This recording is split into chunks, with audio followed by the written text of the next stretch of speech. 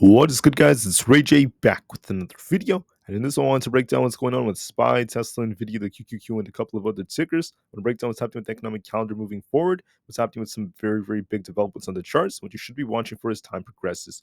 But before I begin to double information, before I get into any more details, let me just mention a couple of things.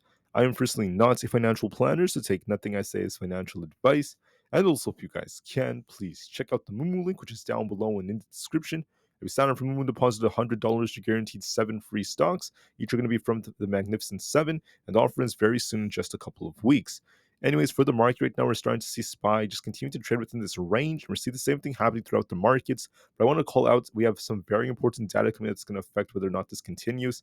So as a reminder, guys, okay, I was talking about all this data that's coming out that's going to cause some volatility. That's what we've been seeing on SPY. We saw this thing pump all the way up to almost 502, come all the way down to about 500 and then back up. So it's been a little bit volatile right now, but we're going to see even more volatility later on. But this is how the market's basically moving.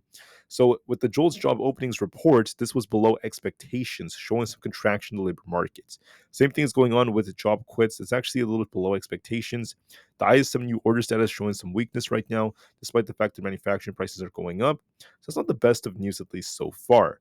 However, I just want to add on that once all this data has passed, the market's actually now just trading sideways. It's going to likely remain this way for a couple of hours until we approach 2 p.m. Eastern Standard Time. We have the interest rate hike decision coming out from the Fed. And then at 2:30 p.m., we have the Fed press conference also coming out. So we'll see what that causes for the markets moving forward. But I just want to make it very clear what happens first is we have the rate hike decision. This is when the Fed is going to give us more insights of what they're doing with rates right now and also their projections for the future. And then at 2:30 p.m., so that's 30 minutes after the decision comes out, we have the press conference with Jerome Powell's speech. That's going to cause even more volatility, in my personal opinion. So when it comes to the rate hike decision, I'm going to start right here. If we go back to May, the month of May, that is right now. We're expecting a 99% chance that the Fed is going to keep rates the same, and I think that's going to, excuse me, that's going to most likely happen. The Fed is most likely going to keep rates exactly the same at this point. But moving forward, we're basically expecting them to keep rates the same for June and July. But for September, the market's now kind of like expecting a little bit of a shift. So for the month of September, there's about a 51% chance they keep rates the same and a 39% chance to give us a cut. The market's kind of unsure about that. So we'll see what their projections show us and what Jerome Powell says and how this is affected. We'll have to wait and see. The market's very forward looking, so don't forget about that. That's going to be very important. Now, one could argue, and this is why the market was kind of fearful, with this inflationary data going up, many analysts are saying that Jerome Powell is likely going to be a little bit more hawkish because of the fact that the inflationary data is still showing signs of, no sign of it basically going down. It's still continuing to increase so far when it comes to all items. So that's a little bit concerning for the markets. We'll have to see how things go. That's something just worth noting, at least for the time being. So what do I see on these charts? What do I think is going to likely pan out in my personal opinion? The first thing you'll notice is that there is a possible inverse head and shoulders like structure developing on SPY, but it doesn't guarantee anything. We can't solely trade based off these. We're just range bound right now. We're going to likely remain in this range as we see 500 would like to get bought up. And around this 502 area, we're kind of getting these rug pulls. So we've been kind of stuck for now. So we'll just have to see what Jerome Powell ends up causing. If Jerome Powell causes a big move to the upside, this could actually help the market start pushing very nicely to at least 506 on SPY. That would be our target for the bullish case. If this is a trap, we're easily going to start falling much lower to lower levels all the way down into the 494 area or even below that. So we will see, will Jerome Powell give us a big rug pull? Is this a trap? Or are we about to see a big bounce? We'll just have to wait and see what under this said, what Jerome Powell says, and how things end up moving. So make sure you're prepared for this. Make sure you're ready, guys. Always be open-minded nonetheless. For Tesla, we have a similar structure right here. We're kind of stuck in this range right now.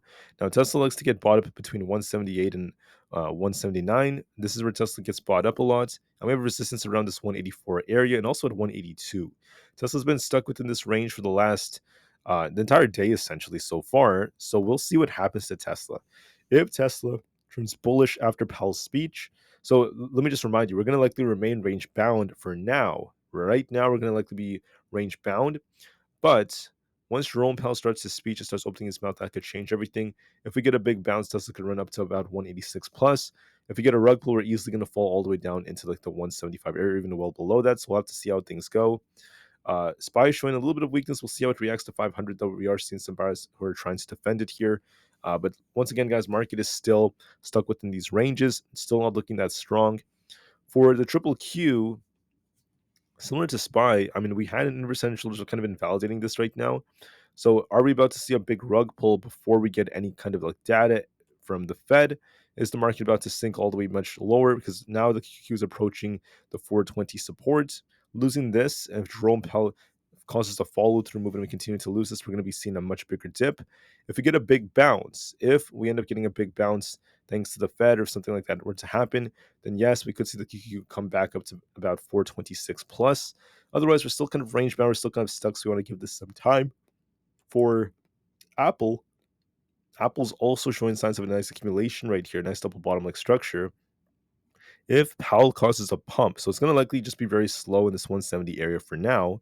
But if Jerome Powell were to cause a big pump, we could easily fill this imbalance towards almost 173. If Powell gives us the rug pull, we're going to fall to about 166. We're kind of stuck right now, so we'll give this some time. For Coinbase is also on a slight uptrend. If we get a big rug pull right now, this could easily fall towards 192. If we get a big bounce, we could easily break past 206 and start pushing higher. So we'll just have to give this some time. For Amazon, we're showing a little bit of weakness now. We're actually falling just a bit, but make sure you watch the support around this 175 area. We still have this 175 support and about 182 resistance. That's our range for the day so far. We'll see if this holds or not, if we get bought back up or not. But right now, the market's showing a bit of weakness. So we'll see, excuse me, if buyers step in, try to defend this. When Jerome Powell gives his speech, watch and see if he could break past 182 to push up to 185 or 187 plus. Or if we get a big rug pull and we start falling all the way down towards the low 170s, we'll give this some time.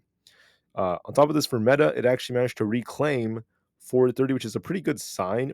But like I said before, watch support at 426, 430, 426, and then watch resistance at 438, followed by 440. Overall, we're still kind of stuck forming a couple like structure, so we will see how this ends up moving. So we'll just give this some time. Same thing with the VIX. We're still kind of stuck right now, so the market's just waiting for Jerome Powell and the big rate hike decision. So we'll give this some time and see how this goes.